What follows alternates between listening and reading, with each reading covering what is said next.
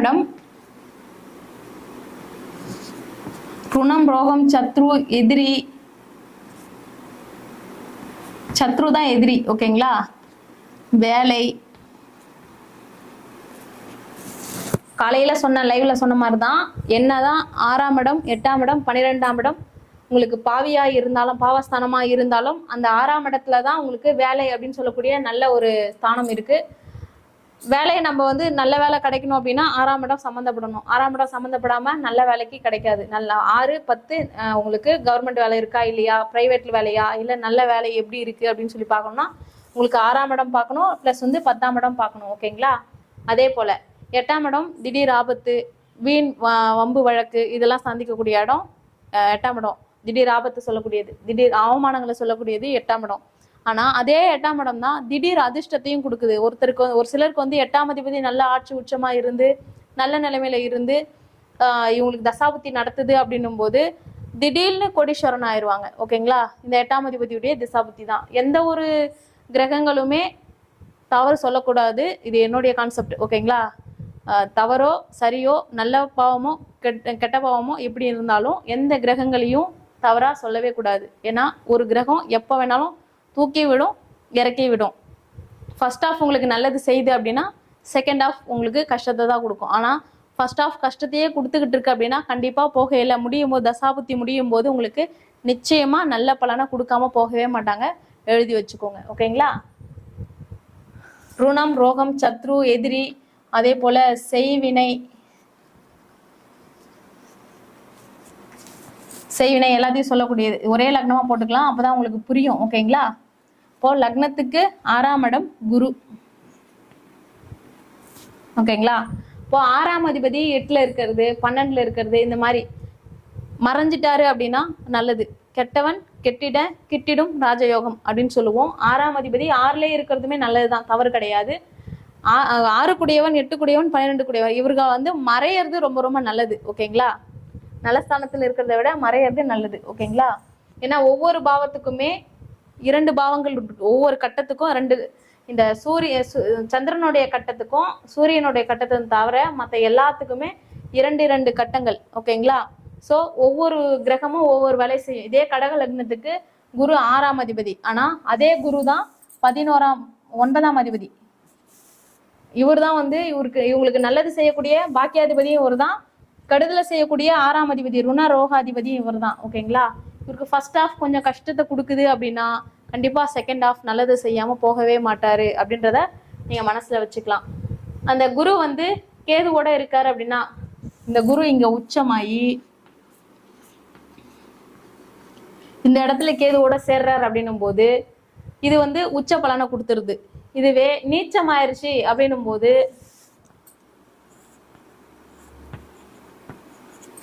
நீச்சமாயி குரு கேது இணைவாகுது அப்படின்னும் போது சில ஜாதகங்களுக்கு கடங்கார யோகத்தையும் கொடுத்துருது. குரு அந்த ஜாதகத்துல இருக்க இடங்கள் லக்னம், லக்னாதிபதியை பொறுத்து தான் அவர் வந்து அமர்ந்த இடங்களை பொறுத்து தான் இவங்க வந்து இந்த குரு கேது இணைவு பொதுவான பலன். குரு கேது இணைவு உங்களுக்கு கோடீஸ்வர யோகத்தை கொடுக்குதா அல்லது கோடிக்கணக்கில் கஷ்டத்தை கொடுக்குதா, கடன்காரன் யோகத்தை கொடுக்குதா அப்படின்றத பொறுத்தது இந்த குருக்கேது இணைவு வச்சுதான். ஓகேங்களா? ஸோ தனிப்பட்ட உங்களுடைய ஜாதகத்துல இந்த மாதிரி குருக்கேது இணைவு இருக்கு அப்படின்னா அது கோடீஸ்வர யோகத்தை கொடுக்குமா அல்லது கடன்காரன் யோகத்தை கொடுக்குதா அப்படின்னு சொல்லி நம்ம செக் பண்ணிக்கிறது ரொம்ப ரொம்ப நல்லது. ஓகேங்களா? அதற்கான பரிகாரங்கள் செய்யும் போது பெரிய அளவுக்கு கோடீஸ்வரன் ஆகலனாலும் பரவாயில்ல, பெரிய அளவுக்கு கடன்காரன் ஆகாம இருக்கலாம். ஓகேங்களா? அடுத்து 7ஆம் இடம். இது வந்து பார்ட்னர்.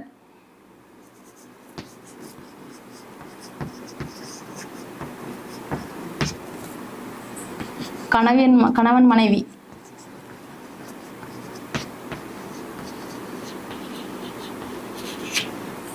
ஓகேங்களா?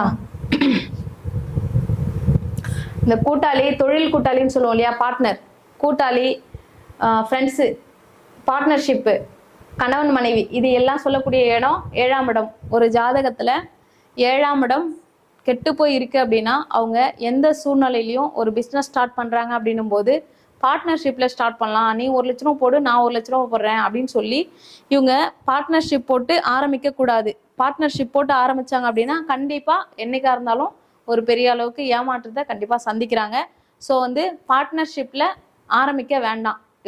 இவங்களுக்குன்னு இல்லை, கடக லக்னம் மட்டும் கிடையாது, எந்த லக்னமாக இருந்தாலும் 7ஆம் அதிபதி, அதுவும் உபய லக்னம் மிதுனம், கன்னி, தனுசு, மீனம், இவங்களுக்கு உபய லக்னம் 7ஆம் அதிபதி பாதகாதிபதியாக வரும். இவங்க சுத்தமாக பார்ட்னர்ஷிப் யோசிக்கவே கூடாது. ஓகேங்களா?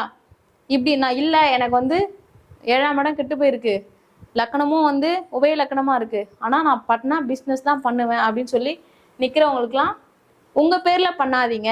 நீங்கள் முதலாளியாக இருக்காதீங்க, அந்த இடத்துல தொழிலாளியாக இருங்க. மற்றவங்களுடைய பேரில் கடையை ஆரம்பிச்சுட்டு அந்த இடத்துல ஓனர்ஷிப்பில் மட்டும் உட்காந்துட்டு இல்லாமல் இறங்கி நீங்களும் கடையில் வேலை செய்யுங்க. ஒரு டீ ஷாப் வைக்கிறீங்க அப்படின்னா டீ போடுறது ஒருத்தர் போடுறாரு அப்படின்னா அந்த டீ எடுத்துகிட்டு போயிட்டு கொடுக்கறது நீங்கள் கொடுக்கலாம். டேபிள் க்ளீன் பண்ணலாம். மற்றபடி சின்ன சின்ன வேலைகள் இருந்தது அப்படின்னா நீங்கள் செய்யலாம். இது மாதிரி ஒரே ஷீட்டில் ஓனராக இல்லாமல் நீங்கள் இறங்கி வேலை செய்யும் போது உங்களுக்கு பார்ட்னர்ஷிப்பில் இருந்தாலும் பெரிய அளவுக்கு பிரச்சனை கொடுக்காது. கண்டிப்பாக உங்கள் பேர் இருக்கவே கூடாது. ஓகேங்களா? பிஸ்னஸ் உங்கள் பேரில் இருக்கவே கூடாது. அதே போல் கணவன் மனைவி, 7ஆம் இடம் கணவன் மனைவி இல்லையா? அப்போது 7ஆம் அதிபதி இங்கே உங்களுக்கு சனியாக வராரு.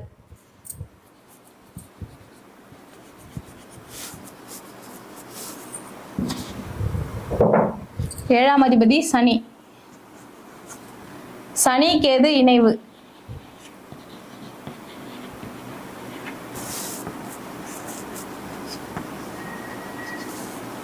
சனி கேது இணைவு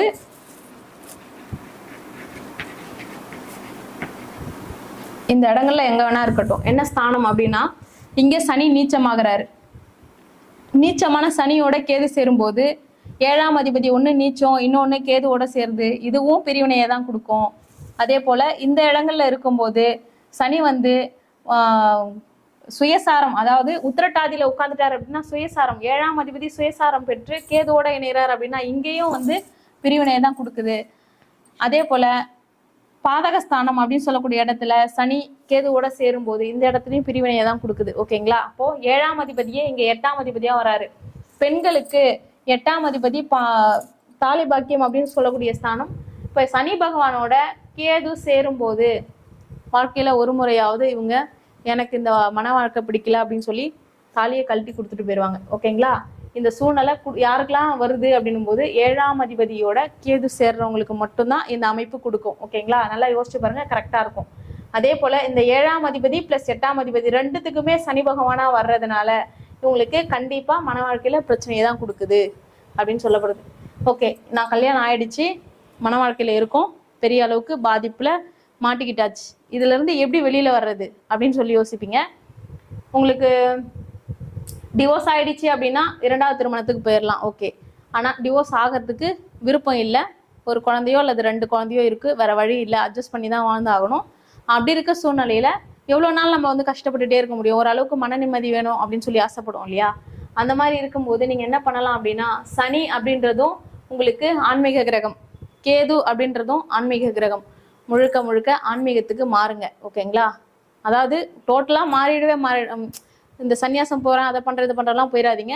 முழுக்க முழுக்க இறைவனுடைய பாதத்தில் சமர்ப்பணம் பண்ணுங்க. பிரச்சனைகள் எல்லாமே அதிகமாக இப்போ எந்த கிரகங்கள் சேர்ந்துருக்கோ, அப்போ கேது சேர்ந்துருக்கு அப்படின்னும் போது ஜீவசமாதி கோவிலுக்கு போயிட்டு வர்றது, சித்தர்கள் வழிபாடு பண்ணுறது. சனி அப்படின்னும் போது சனிக்கிழமை தெருநாய்க்களுக்கு சாப்பாடு போடுறது, காகத்துக்கு சாப்பாடு வைக்கிறது, ஏழையாக ரொம்ப கஷ்டப்படுறவங்களுக்கு சாப்பாடு கொடுக்கறது. அதே போல் வருடத்துக்கு ஒரு முறையாவது போயிட்டு ஆசிரமங்கள், குழந்தை அந்த குட்டி குட்டி குழந்தை பாப்பாங்களா இருப்பாங்க இல்லையா, அந்த ஆசிரமங்கள், அதே போல் முதியோர்கள் இல்லம், அதே போல் ஹேண்டிகாப்ஸ்லாம் இருக்காங்க இல்லையா, அந்த மாதிரி இந்த மாதிரி எங்கெங்கெல்லாம் இருக்கோ அங்கெல்லாம் போயிட்டு நீங்கள் ஃபுட்டு வந்து டொனேட் பண்ணிட்டு வரீங்க அப்படின்னா கண்டிப்பாக உங்களுக்கு என்னதான் இந்த 7ஆம் அதிபதி சனி சுயசாரம் பெற்று கேதுவோட இருந்தாலும் சரி, பாதகத்தில் இருந்தாலும் சரி, இந்த இடங்கள்ல நீச்சமாக இருந்தாலும் சரி, கண்டிப்பாக உங்களுக்கு பெரிய அளவுக்கு பிரச்சனையை கொடுக்க மாட்டாரு. ஓகேங்களா? நம்பிக்கையோட செய்யுங்க, கண்டிப்பாக நல்லதே நடக்கும். ஓகேங்களா? நம்ம எந்த ஒரு விஷயமும் நம்பிக்கையோட செய்யும் போது கண்டிப்பாக அது பாசிட்டிவாக தான் கொடுக்கும். என்னதான் நெகட்டிவாக இருந்தாலும் நம்ம நினைக்கிறது தான் நடக்கும். கண்டிப்பாக நீங்கள் பாசிட்டிவாக நினைங்க, கண்டிப்பாக பாசிட்டிவாக நடக்கும். ஓகேங்களா?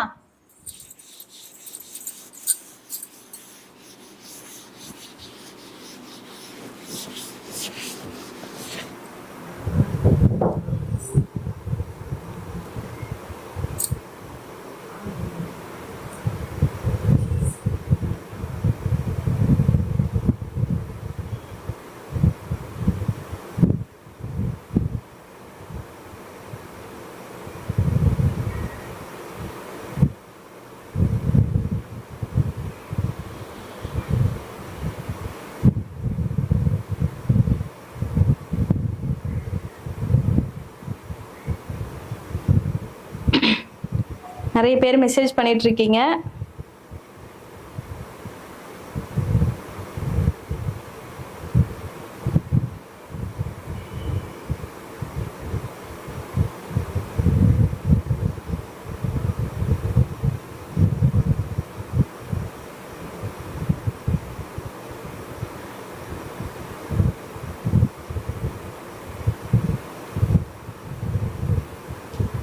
ஓகே, இன்னும் 8ஆம் பாவம் 9ஆம் பாவம்லாம் இருக்கு. அதை பார்த்துருவோம். முழுசா பார்த்துட்டு அதுக்கப்புறமா உங்களுடைய கேள்வியெல்லாம் நீங்க ட்ரை பண்ணுங்க, டைப் பண்ணி அனுப்புங்க. கண்டிப்பா நான் வந்து பார்த்துட்டு யார் யாருக்கு என்னென்ன பலன் அப்படின்னு சொல்லி கண்டிப்பா பார்ப்போம்.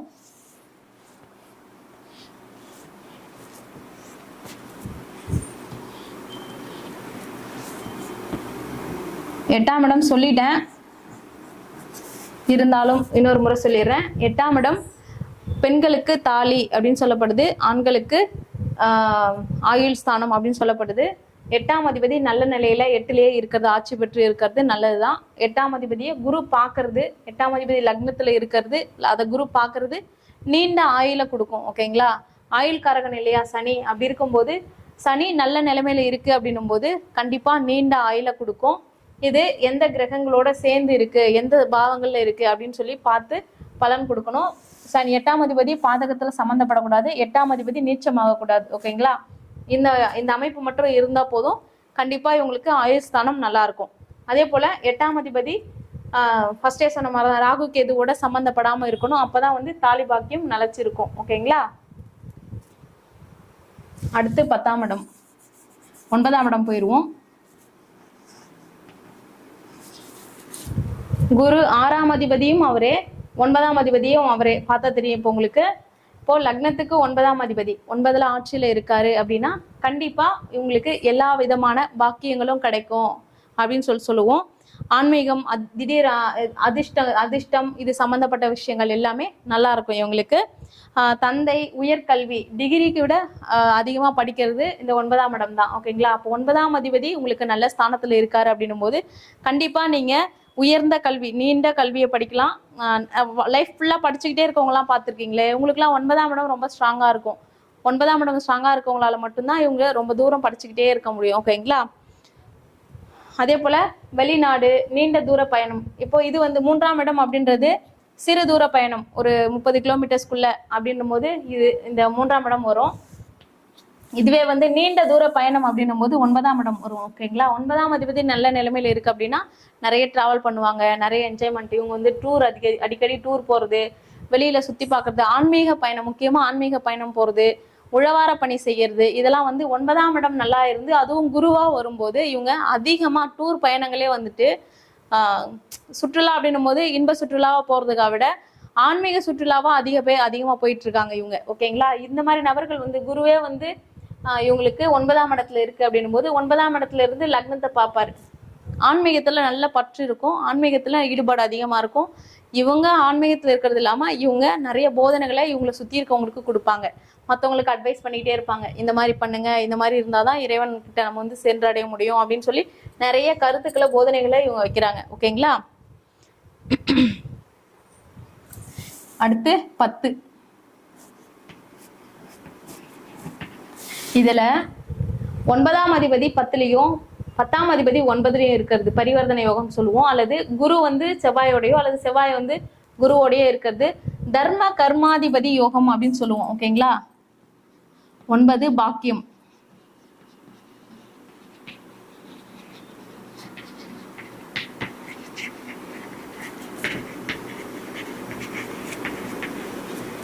உயர்கல்வி, ஆன்மீகம்,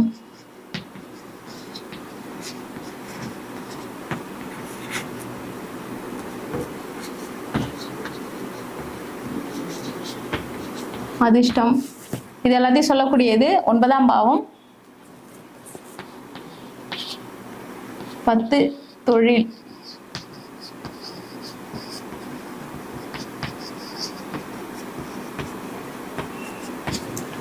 10 கர்மஸ்தானம், தொழில் ஸ்தானம் அப்படின்னு சொல்லக்கூடிய ஸ்தானம் வந்து உங்களுக்கு 10ஆம் பாவமா வருது. ஓகேங்களா? அப்போ 10ஆம் அதிபதியும் 9ஆம் அதிபதியும் சேர்ந்து இருக்கிறது. ஓகேங்களா? 10ஆம் அதிபதியும் 9ஆம் அதிபதியும் சேர்ந்து இருந்தா தர்ம கர்மாதிபதி யோகம் அப்படின்னு சொல்லுவோம். குரு இங்க சேர்ந்து இருக்கிறது,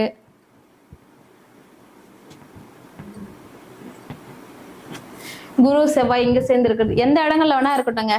குருவும் செவ்வாயும் 9ஆம் அதிபதி 10ஆம் அதிபதி 2 கிரகங்களும் சேர்ந்து எங்க இருந்தாலும், அல்லது இப்போ குரு வந்து இங்க இருக்காருன்னு வச்சுக்கோங்க, செவ்வாய் இங்க இருக்கு,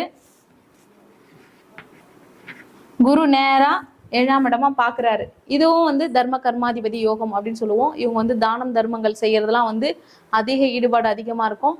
தொழில் நல்லா இருக்கும், இவங்களுக்கு பிஸ்னஸ் நல்லா இருக்கும், நிறைய சம்பாதிப்பாங்க, நிறைய வந்து பொது வாழ்க்கையில எல்லாருக்குமே ஹெல்ப் பண்ணுவாங்க. கஷ்டப்படுறவங்கள கண்ணெதிர பாக்குறாங்க அப்படின்னா ஒரு வேளை சாப்பாடாவது இவங்க வாங்கி கொடுக்காம கண்டிப்பா போக மாட்டாங்க. இந்த தர்ம கர்மாதிபதி யோகம் இருந்ததுன்னா கோயில் கட்டுறதுக்கெல்லாம் நல்ல ஒரு அமைப்பு இந்த ஜாதகம். ஓகேங்களா? இந்த மாதிரி 9ஆம் அதிபதியும் 10ஆம் அதிபதியும் சேர்ந்து இருக்கிறது, நல்ல நிலைமையில இருக்கிறது, ஆட்சி உச்சம் மூல திரிகோணம் இந்த மாதிரி இடங்கள்ல இருந்ததுன்னா கண்டிப்பா இவங்க வந்து ஒரு கோவில் கட்டுறதுக்கு உதவி பண்றது, அதே போல ஆன்மீகம் சம்பந்தப்பட்ட விஷயங்களுக்கு ஹெல்ப் பண்றது, இந்த மாதிரி இந்த மடம்லாம் வச்சிருக்காங்க இல்லையா, அவங்களுக்குலாம் வந்து இந்த 9ஆம் இடமோ 10ஆம் இடமோ நல்ல நிலைமையில இருக்கும், ஸ்ட்ராங்கா இருக்கும் ரொம்ப. அவங்களாலதான் இந்த மடம்லாம் ஏற்பாடு பண்ண முடியும். அதே போல தொழில் வளர்ச்சி அப்படின்னு சொல்லக்கூடியதும் 10ஆம் இடம் தான். 10ஆம் அதிபதியே குரு பாக்குறது, 10ஆம் அதிபதி நல்ல நிலைமையில இருக்கிறது. ஓகேங்களா? இந்த மாதிரி இருந்ததுன்னா தொழில் வளர்ச்சி ரொம்ப ரொம்ப நல்லா இருக்கும். இப்போ லக்னாதிபதி சந்திரன், சந்திரன் வந்து 10ஆம் அதிபதியோட சேர்ந்து இருக்கிறது, செவ்வாயும் சந்திரனும் சேர்ந்து இருக்கிறது, அல்லது செவ்வாய் வந்து இங்க இருக்கிறது, செவ்வாய் சந்திரன் இந்த இடத்துல இருக்கிறது, செவ்வாயும் சந்திரனும் இங்க இருக்கிறது, அல்லது செவ்வாய் இங்க இருக்கிறது, மாறி மாறி இருக்கிறது. லக்னாதிபதி 10ல போய் உட்கார்றதும் 10ஆம் அதிபதி லக்னத்துல உட்கார்றது, அல்லது லக்னாதிபதி 10ஆம் அதிபதி சேர்ந்து எங்க வேணா இருக்கிறது, இந்த அமைப்பு இருந்ததுன்னா கண்டிப்பா இவங்க வாழ்க்கையில பிசினஸ் பண்ணாம இறக்கவே மாட்டாங்க. இவங்களுக்கு பிசினஸ் நல்ல வருமானத்தை கொடுக்கும். ஓகேங்களா? இந்த அமைப்பு இருந்து இத குரு பாக்குது அப்படின்னும் போது கண்டிப்பா பிசினஸ்ல இவங்க பெரிய வெற்றியை அடைவாங்க அப்படின்னு சொல்லப்படுது. ஓகேங்களா? அதே போல 11ஆம் இடம்,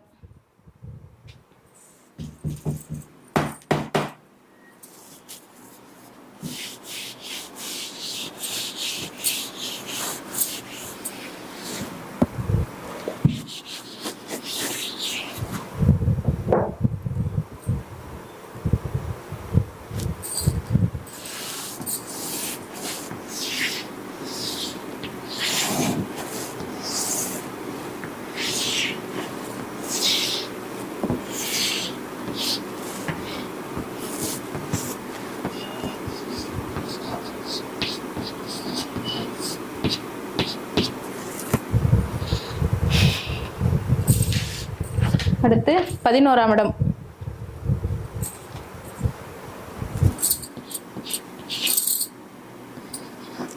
லாபஸ்தானம்,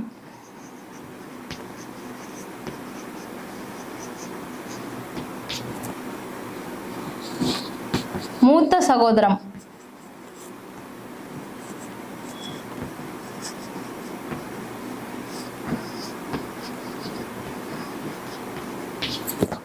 மூன்றாவது திருமணம்,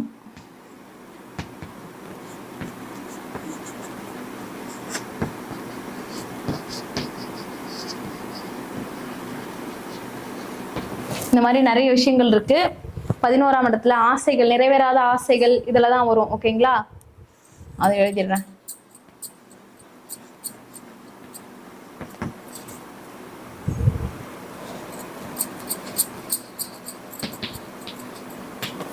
நண்பர்கள் எல்லாமே 11ஆம் இடம் தான். ஓகேங்களா?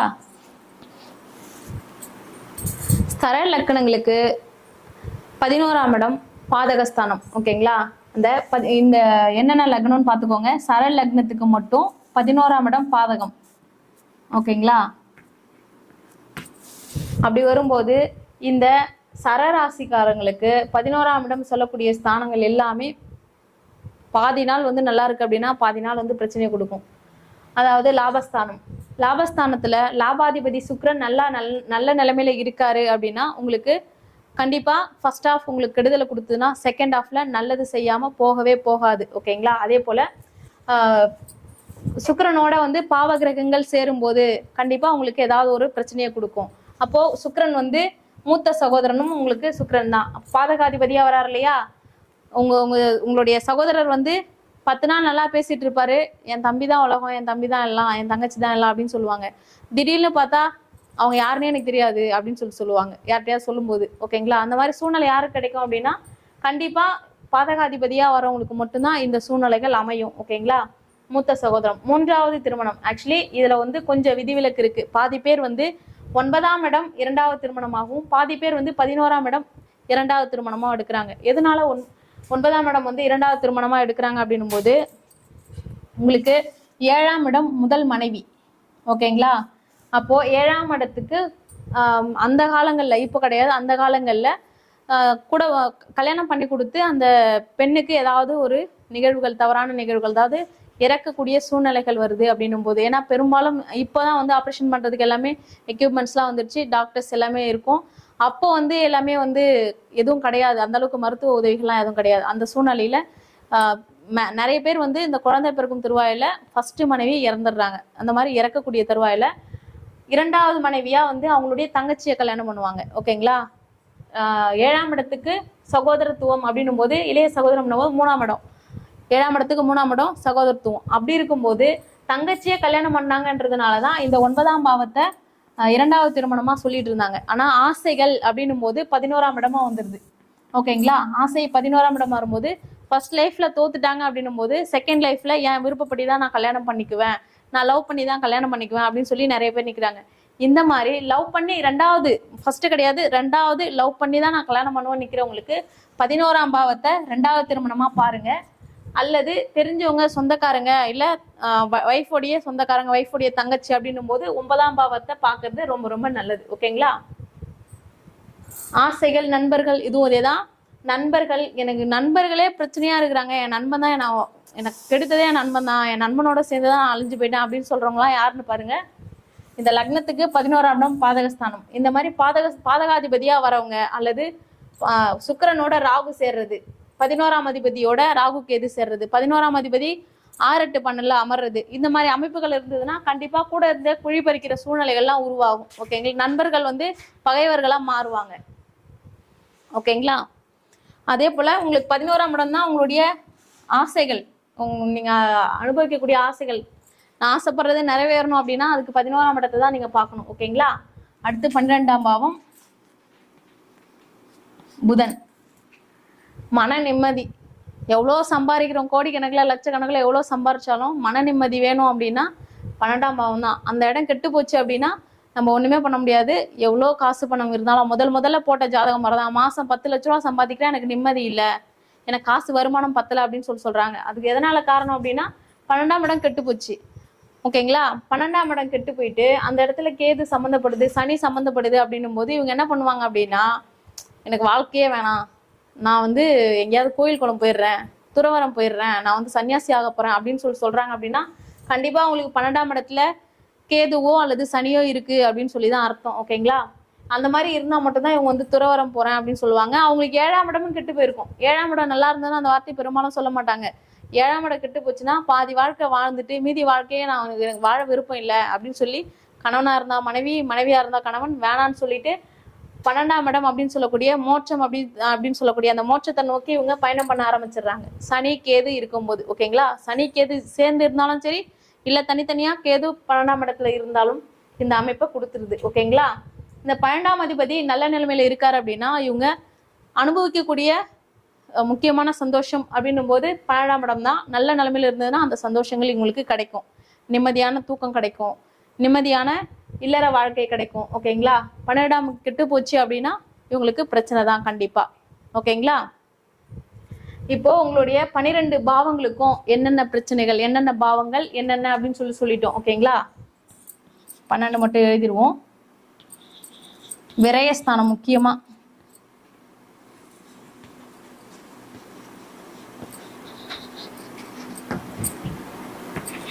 மோட்சம். லக்னாதிபதி போய் 12ல உட்காருது, 12ஆம் அதிபதி வந்து லக்னத்துல உட்காருது அப்படின்னா கண்டிப்பா இவங்க வந்து பயங்கரமான செலவாளியா இருப்பாங்க. செலவு பண்றதுக்கு அஞ்சவே மாட்டாங்க. சுத்தமா நாளைக்கு காய்கறி வாங்க கூட காசு இல்லை அப்படி இருந்தாலும் இன்னைக்கு வந்து செலவுக்கு எனக்கு இப்போ அர்ஜென்ட்டா எனக்கு ஏதாவது வேணும் அப்படின்னா அது வந்து தேவையே இல்லாத செலவா இருந்தாலும் பரவாயில்ல, ஆனா நான் பண்ணியே ஆவேன் அப்படின்னு பண்றாங்க. ஒரு ஒரு எப்படி சொல்றது, வீம்புக்கு பண்றவங்க, லக்னாதிபதி 12லயோ அல்லது 12ஆம் அதிபதி லக்னத்திலேயே இருக்கு அப்படின்னா வீம்புக்குனால செலவு பண்ணுவாங்க. நாளைக்கு சூழ்நிலை என்ன இருக்கு, நாளைக்கு சாப்பிட்றதுக்கு சாப்பாடு இருக்கா இல்லையா, அதுக்கு நம்ம எடுத்து வைக்கணும் இல்லையா, அதெல்லாம் யோசிக்கவே மாட்டாங்க. இன்னைக்கு நான் சந்தோஷமா இருக்கணும் அப்படின்னு நினைப்பாங்க. அதுக்காக செலவு ஏகப்பட்டது பண்ணுவாங்க. அது உட்கார்ந்துருக்க கிரகங்கள் சம்மந்தப்பட்ட சுக்கிரன் அப்படி இருக்கு அப்படின்னும் போது இவங்க வந்து மேக்கப்ஸ் அதிகமாக மேக்கப் பொருள் வாங்குறது, இதுக்காகவே சுக்கிரன் அப்படி சம்மந்தப்படும் போது நிறைய ட்ரெஸ் சேர்த்துக்கிட்டே இருக்குது. 12ஆம் அதிபதி சுக்கிரனா இருக்கிறது, 12ஆம் இடத்துல சுக்கிரன் இருக்கிறது, லக்னத்துல சுக்கிரன் இருக்கிறது, இந்த மாதிரி அமைப்பு இருந்தா மேக்கப் பொருள் அதிகமா வாங்குவாங்க. தன்னை அழகுபடுத்திக்கணும் அப்படின்னு நினைப்பாங்க. எப்பவுமே வந்து அந்த அழகு சாதனை பொருட்களுக்காகவே நிறைய காசுகளை வேஸ்ட் பண்ணிடுவாங்க. ஓகேங்களா? இந்த மாதிரி விஷயங்கள் 12 பாவங்களுக்கும் என்னென்ன பலன் அப்படின்னு சொல்லி சிம்பிளா பார்த்துருக்கோம். நம்ம பார்த்தது ஒரு 100க்கு 10% அவ்வளோதான். மீதி 90% இருக்கு. நம்ம பார்த்தது அவ்வளோ ரொம்ப சிம்பிளா பார்த்துருக்கோம். ஓகேங்களா? இந்த மாதிரி ஒவ்வொரு ஜாதகத்திலையும் உங்களுடைய லக்னாதிபதி, 2ஆம் அதிபதி, 3ஆம் அதிபதி, அது போல அத்தனை கிரகங்களும் எந்த நிலைமையில இருக்கு, இது எப்படி நல்லது செய்யும், இது நல்லது செய்ய வைக்கிறதுக்கு என்ன பண்ணணும் அப்படின்னு சொல்லி நம்ம பார்க்கணும். அடுத்து திதி, யோகம், கர்ணம் எல்லாமே இருக்கு. ஒரு ஜாதகத்தை நம்ம முழுசா ஆராயணும் அப்படின்னா தசாபுத்தி சப்போர்ட் பண்ணணும், திதி, யோகம், கர்ணம் நல்லா இருக்கணும். கர்ணநாதன் நல்லா இருந்தது, சப்போர்ட்டிவா இருந்தது அப்படின்னா கண்டிப்பா வந்து கர்ணநாதனுடைய வழிபாடு மட்டும் கரெக்டா நீங்க பண்ணும்போது நல்ல ஒரு ஏற்றத்தை கொடுக்குது. ஓகேங்களா? ஸோ வந்து உங்களுடைய ஜாதகத்துல இந்த மாதிரி டவுட்ஸ் ஏதாவது இருக்கு, நீங்க வந்து உங்களுடைய ஜாதகத்தை தெரிஞ்சுக்கணும் அப்படின்னா மேலே தெரிகிற என்னோட நம்பர், இந்த நம்பருக்கு கால் பண்ணி அப்பாயின்மெண்ட் எடுத்துக்கோங்க. நான் வந்து உங்களுக்கு உங்க ஜாதகத்தை ஆராய்ச்சி பண்ணி உங்களுக்கான பலன்களை கண்டிப்பாக எழுதி கொடுக்குறேன். அப்பாயின்மெண்ட் நம்பர் வந்து 8148995652. ஓகேங்களா? இந்த நம்பருக்கு கால் பண்ணுங்க. கண்டிப்பா உங்களுடைய ஜாதகத்தை பத்தி தெளிவான விளக்கங்கள் கொடுத்துடலாம். ஓகேங்களா? ஆமாண்ணா, முடிஞ்சிடுச்சு. நீங்க வந்து இன்னைக்கு நிறைய விஷயம் வந்து மேடம் ஷேர் பண்ணியிருக்காங்க.